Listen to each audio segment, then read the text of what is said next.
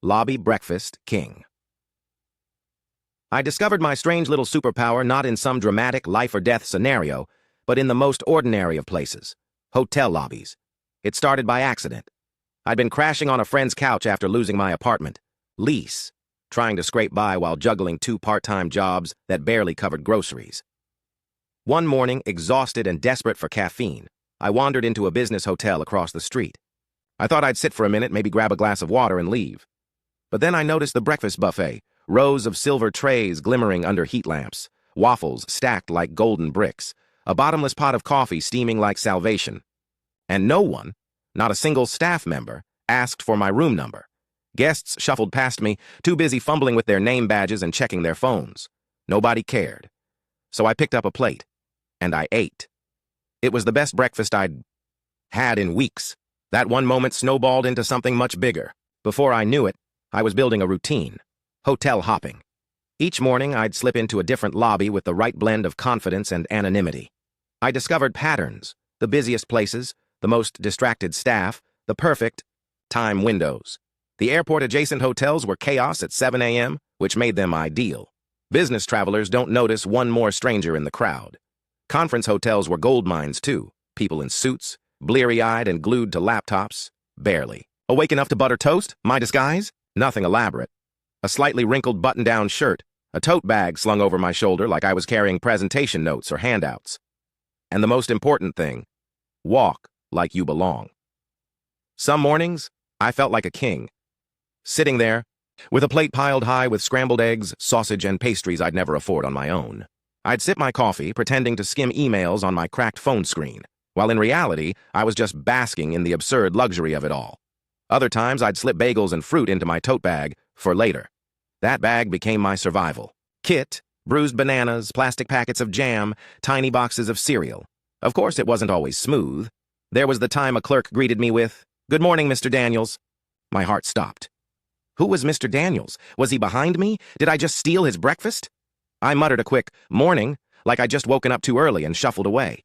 For the rest of the day, I couldn't stop thinking about it. Was there a real Mr. Daniels? Did the staff notice 2 of us? Was I about to be exposed? Another close call happened at a boutique hotel. Their breakfast spread was smaller, more intimate. Yogurt parfaits in little jars, artisanal breads, smoked salmon. I was mid-bite when a staff member came by with a polite but pointed, "Excuse me, sir. May I have your room number, please?" I nearly choked. My brain scrambled. Room number? I hadn't planned for this. 3 on 12? I blurted. The staff member tapped something into a tablet, paused, then smiled. "Enjoy your breakfast."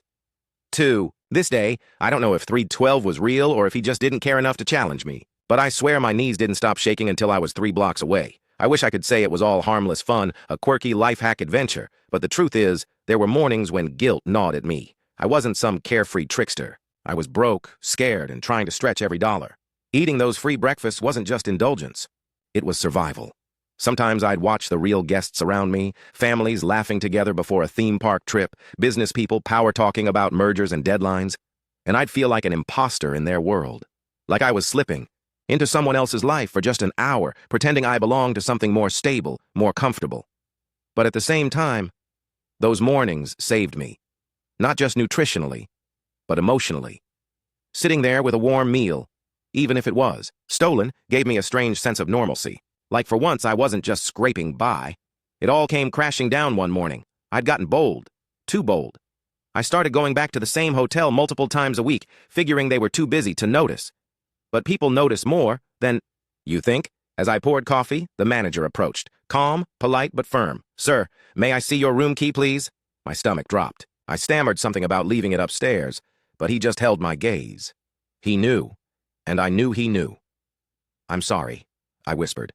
To my surprise, he didn't cause a scene.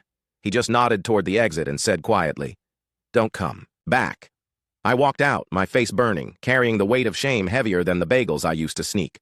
That was the last free breakfast I ever took. Looking back, I don't regret it entirely. It got me through a rough patch. Those breakfasts were like stolen chapters in a life I was trying to rebuild. But I also learned something. When you live by pretending to belong, eventually the mirror cracks. Sooner or later, someone asks for your room number, and you realize you're not the king of the lobby, Just a hungry human, trying to find your place at the table.